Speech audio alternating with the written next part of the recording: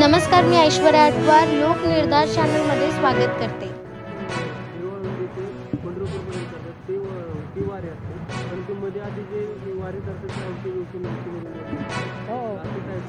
बरोबर आहे ना. त्यातली मी पण एक आहे.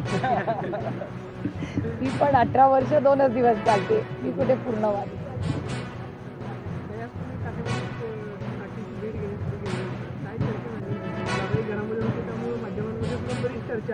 नाही, मी दरवेळेस एकतर ते पवार कुटुंबाचं घर आहे, त्याच्यामुळे माझी विनम्र विनंती सगळ्या प्रेसला, विनम्र हात जोडून विनंती आहे, ते कुठल्या व्यक्तीचं घर नाही, ते शारदाबाई पवार आणि गोविंदराव पवारांचं घर आहे.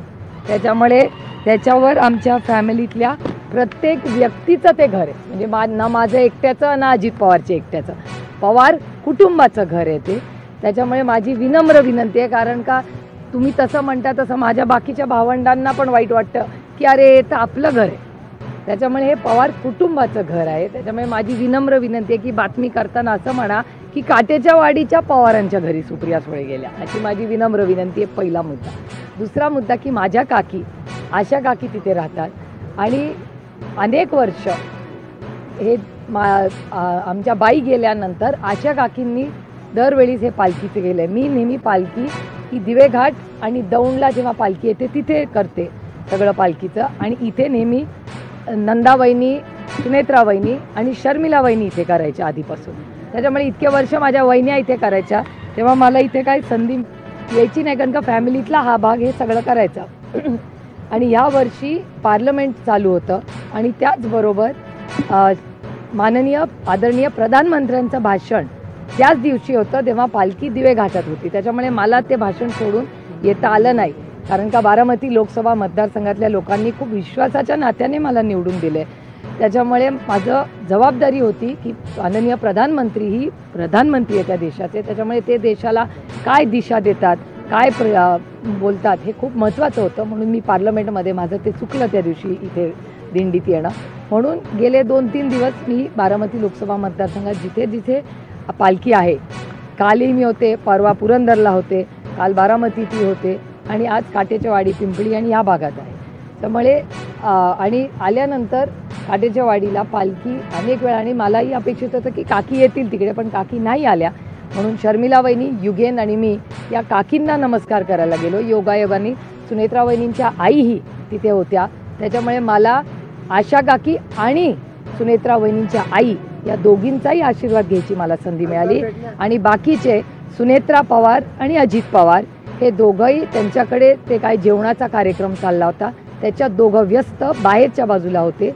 मी घरात गेले आणि घरात जाऊन शर्मिला वहिनी, युगेन आणि मी आशा काकींचा आणि सुनेत्रा वहिनींच्या आईचा दोघींचा दर्शन घेतलं, आशीर्वाद दिला आणि आम्ही आलो. चर्चा करायचा विषय कुठे होते, सगळेच गडबडीत होते. आज वारीत सहभागी होणार होते अशी चर्चा पण होती, परंतु सहभाग साहेबांचा दिसला नाही. हाच त्यांचा सहभाग आता दिंडीमध्ये. ते दिंडीमध्ये आले, भेटले वारकऱ्यांना.